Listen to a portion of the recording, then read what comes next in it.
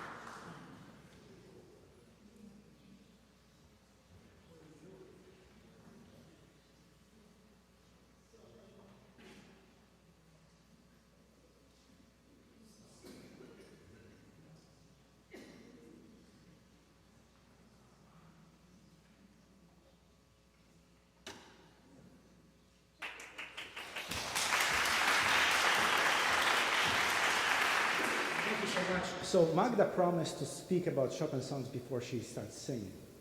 Well, now it's my turn, I guess. I will not speak about the songs.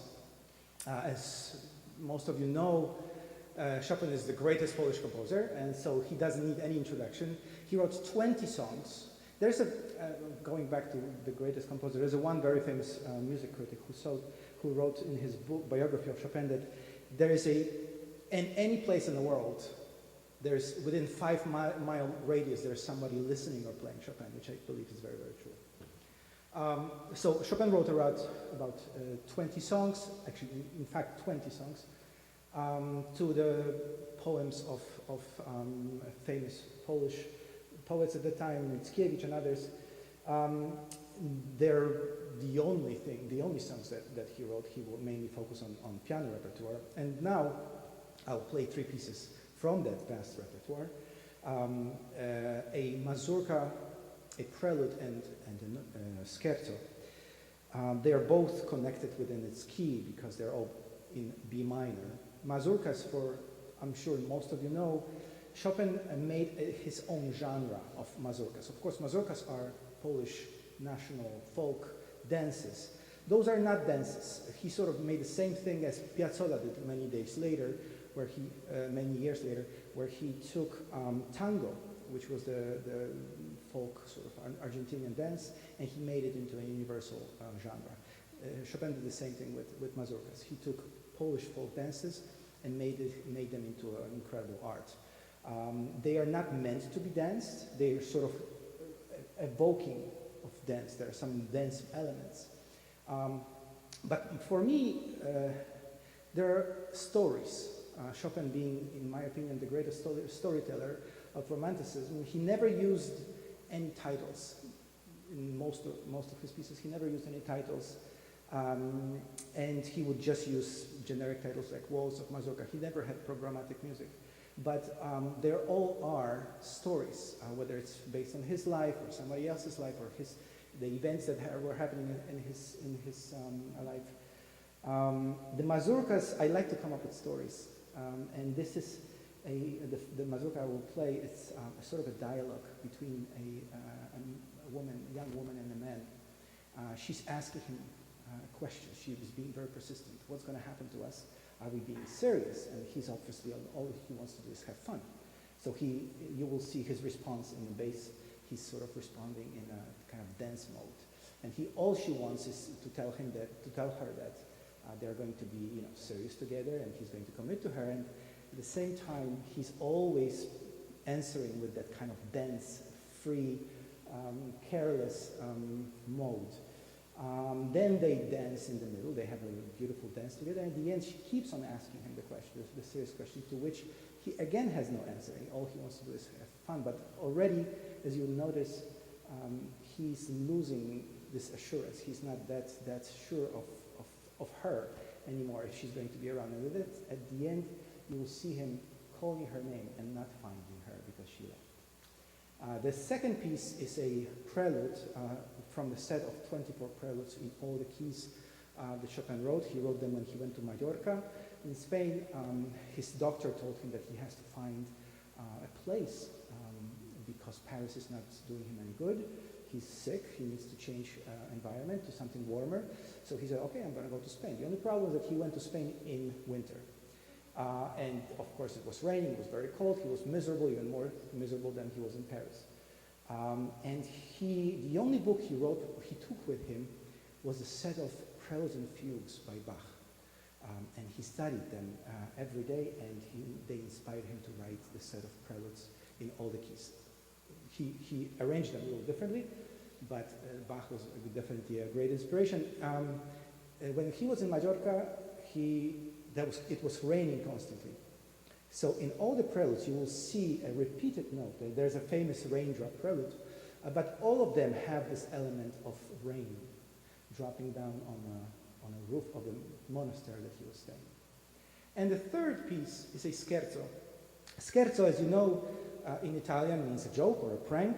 Now, this scherzo is Chopin wrote 4 scherzos, and none of them is really a happy song. They're all very tragic. And this one in particular is his first one. When he was 20 years old, in 1830, he decided to leave Poland for good because he felt like he couldn't really develop his talents. Poland was divided into three parts. In fact, it did not exist on a map for 200 years. And the part where Chopin was born was in a Russian sort of occupation, and he couldn't stand it. And he decided to leave.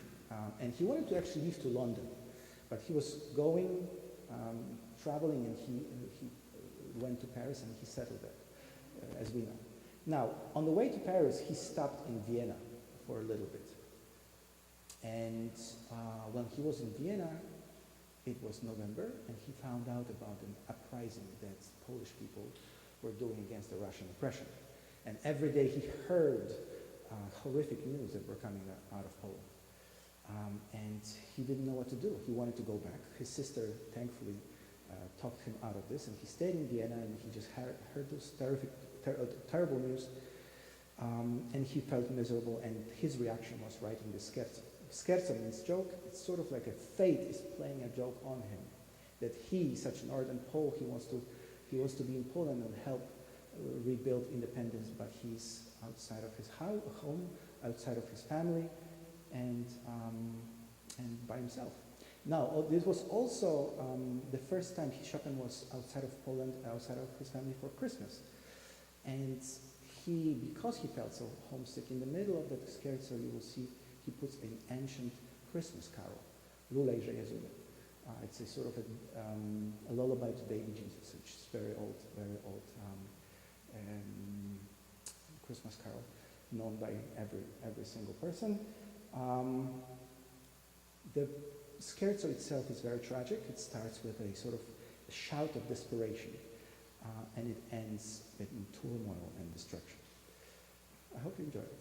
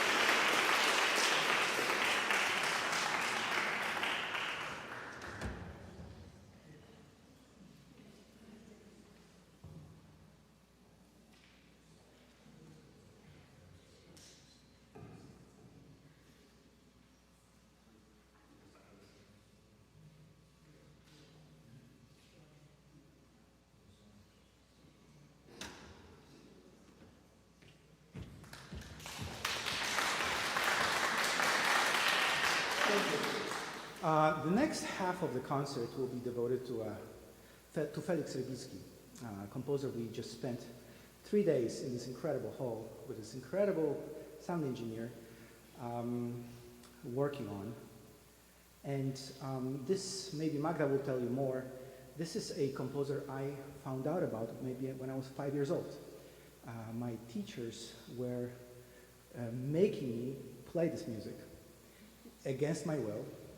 I wanted to play Chopin and I wanted to play Beethoven and Mozart, and they were making me play Rybicki's music for children. And this is how he became sort of famous in the piano world, because other than that, he was associated with Polish radio, and he was writing incredible stuff, arrangements of many, many different radio shows and so on.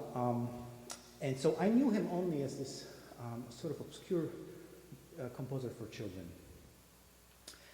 Then, about 3 years ago, I immigrated and I completely forgot about this guy. And then 3 years ago, a woman came to my recital and she came up to me afterwards and asked me if I could play music of her father. And as you musicians know, when somebody asks you after a concert to play their music or music of their friend, it's usually a time to get out of there. Because very often it's not very good. But then she said his name, and then it sort of brought back these memories from childhood. And I said, sure, can I see his music? And then she showed me his songs, and I absolutely fell in love with them.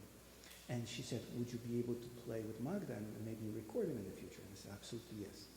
And we've been working on these songs and performing them here and there for the past 3 years.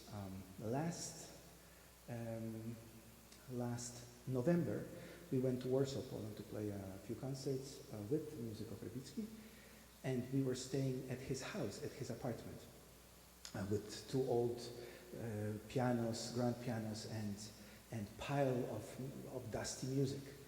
And I remember, I didn't know he wrote any significant music for piano, so I saw a pile of this pile of music, old music, and I said, what is this? And the daughter said, I have no idea. And I found those 3 preludes that were absolutely incredible. I put them on the piano, I couldn't stop playing them.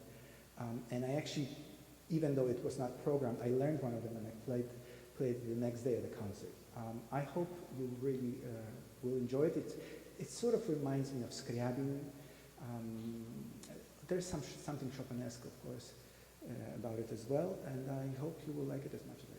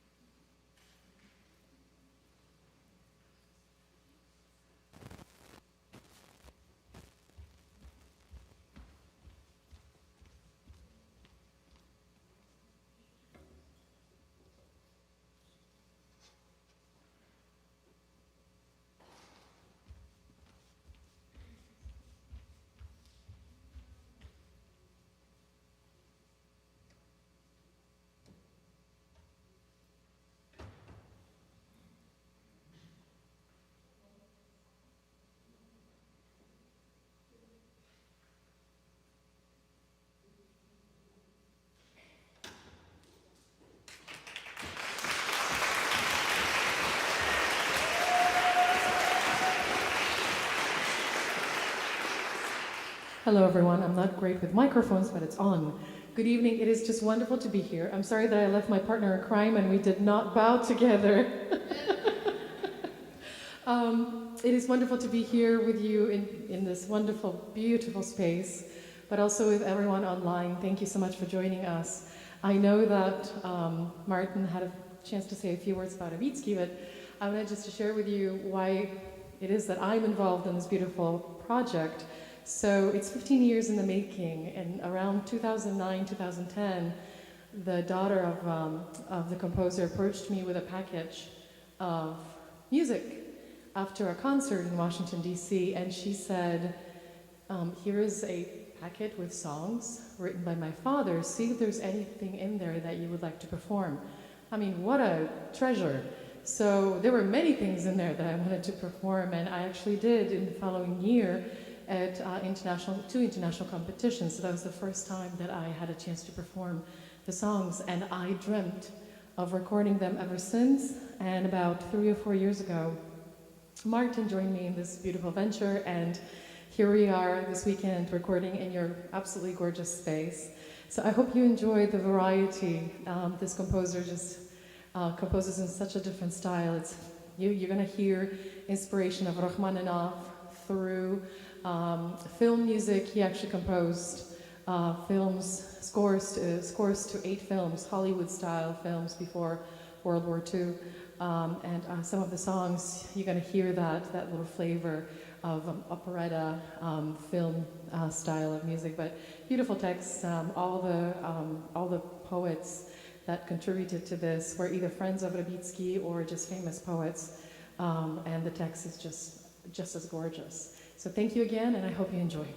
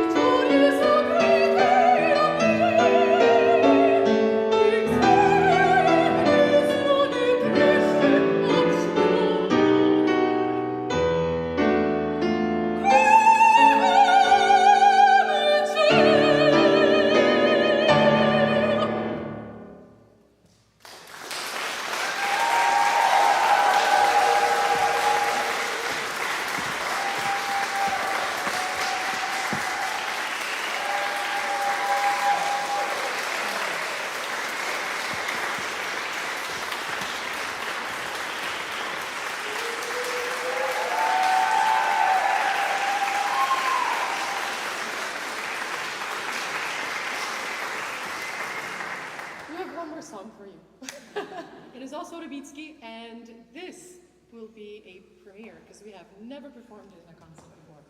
So it is called "A Song is Flowing Away, or Flowing," and the text is incredibly powerful because it's talking about how the song is flowing over the hills, over the waters.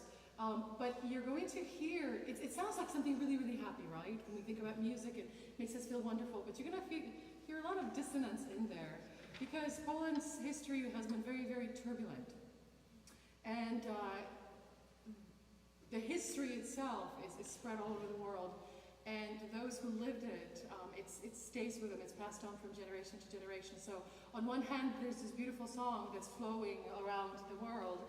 But on the other hand, there's this żal, this regret that accompanies a lot of the Polish text and thus Polish music in general.